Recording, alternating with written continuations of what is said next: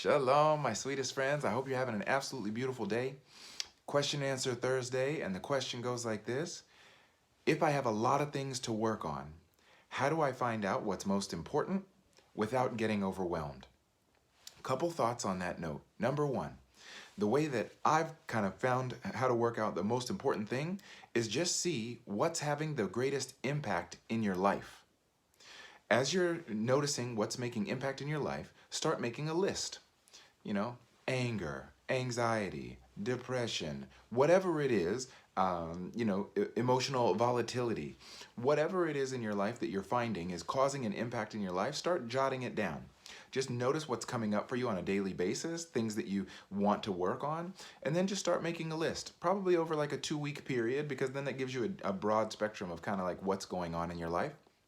From there, you can kind of prioritize. Hey, feels like this is the thing that's making the most impact on my life in a negative way, and seems like that would be where I would make the most, benefit if I give attention there. And then take that to your therapist and mention, hey, look, these are the things that I think are most important in my life. These are the things that are really causing a negative impact, and I would like to start working on them.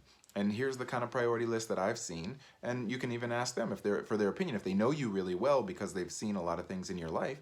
So they might actually have some input to say, hey, you might feel like this is really important, but from what I've seen and what you've discussed, it actually sounds like this is actually more important. And then the two of you can work out together, what direction you want to go and what needs to take top priority. That being said, and then you can start going down the list, 1, 2, 3, 4. That being said, there might be times where you're working in therapy and you say to yourself, this is my top priority, but today, because of such and such an instance or this thing that happened to my life, I really need to give some space to this other thing.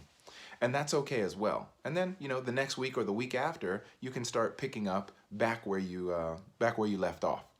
So, let's just say anger is the number one priority. You're working on anger. But then all of a sudden, there's this thing that's causing a lot of anxiousness in your life. And so you want to start giving some attention to that.